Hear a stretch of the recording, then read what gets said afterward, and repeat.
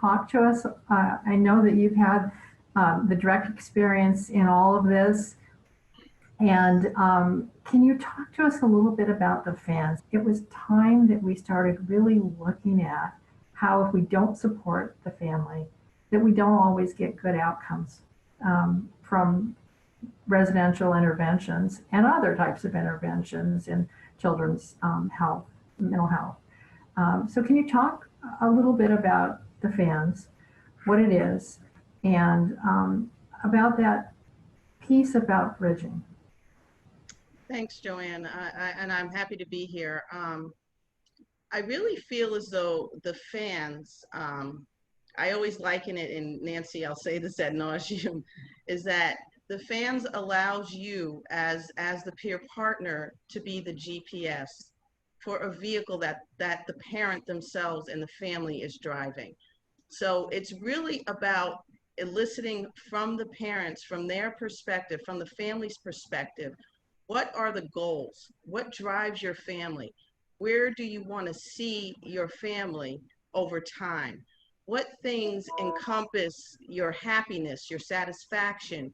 Where can you find bliss in your own life? Because that is going to help inform and improve your own parenting. Everything right on down to the culture of the family. You know, what things do you embrace? Because some of these things can be in direct contradiction with that institutionalized culture. I mean, we're teaching kids some specific skills, but how much of these skills are actually transferable for that family? So helping to bridge things like this is what your goals are, you know, parent and or caretaker. And these are the things that we normally work on with our youth on the baseline. But what is it that we're working on together to help these skills convey and transfer to home?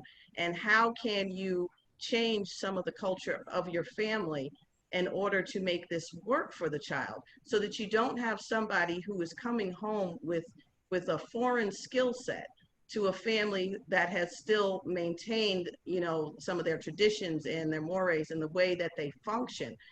We don't want these things to be in direct opposition. So in terms of using the fans, it really helps, especially for the peer partner, to be able to convey to the entire team who this family is. What does this parent want to see occur? What things does this parent need for themselves, for their own personal development, for their own self-efficacy, and providing that, because it is about self-efficacy at the end of it. The fans is to build self-efficacy, to have from your own perspective, where are you at?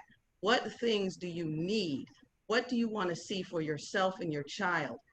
Directly from the mouth of the parent and the family, and then helping to translate that to the institution so that there is more cohesiveness and more of a child and youth centered and family centered approach to make things work. I mean, things such as motivators for both the family as well as the child, getting to know both entities and using your program to bridge the two of them, so that a transition to home will result in less of a return to the institution. And then at the same time, you're empowering parents, you're hearing them. And it's really important for people to feel heard. You want to know who I am. You don't just want to know that my child is not fitting into this category of staying between the lines that systems do to individuals, but who are they as the individual? How do they worship? What things do they enjoy doing? What things does the parent enjoy doing? What traditions have you developed over time in your family? And helping to make sure that all of it is cohesive and there's a confluence of all of these things to guarantee success for both the family and the youth.